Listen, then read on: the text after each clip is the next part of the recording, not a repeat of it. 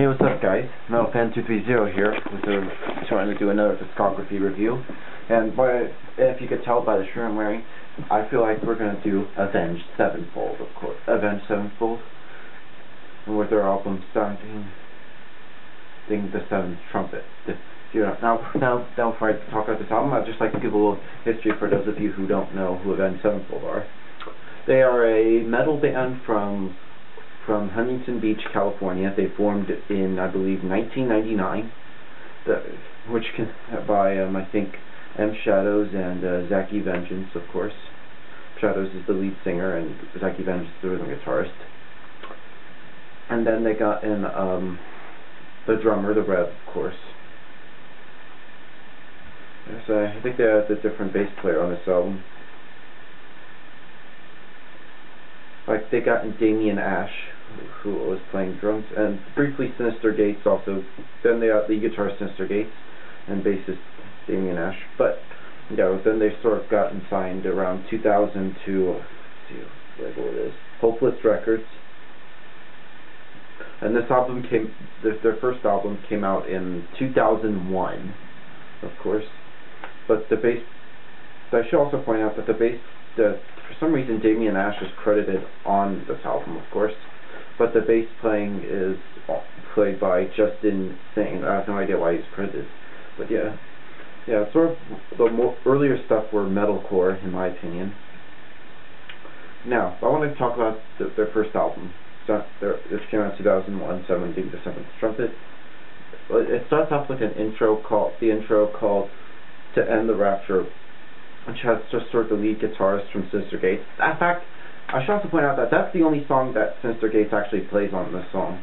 I think Zachy V plays all the leads and rhythms on this album.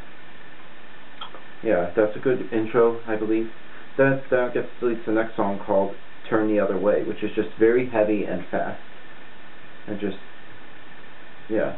Then the next song is called "Darkness Surrounding," which starts off with sort of a scream from M. Shadows, then it sort of goes to more fast, then sort of melodic.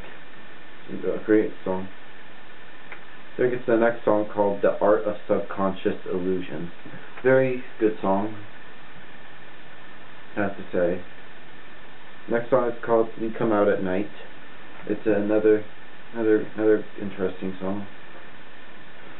Next song is called "Lips of the Sea." That's an interesting song. And you know what? The reason it's interesting is that's what Avenged Sevenfold were thinking about calling themselves before, when they were trying to get it all together. Then the album slows down a bit with the ballad called "Warmness on the Soul," which is has just mainly just singing and piano. It's a very, very great, beautiful song in my opinion. Then it sort of slows down more with a slow, heavy tune called "An Epic of Time Wasted." Or, I think, I'm confused. Then we get to the next song called "Breaking Their Hold," another interesting song. Then "Forgotten Faces" is a very smooth song. Thick and Thin is very good, in my opinion. "Streets" is okay. Then the last song on the album, I think it's the longest song, about 9 minutes, I believe. I haven't listened to this album in a long time. Called "Shattered by Broken Dreams." Starts off with an acoustic guitar, and it sort of gets more heavier and fast and slow and everything. Interesting song.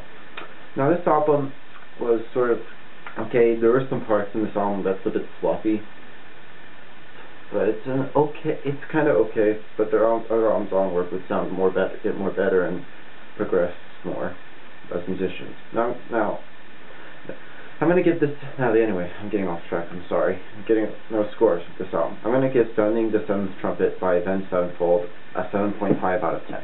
Later.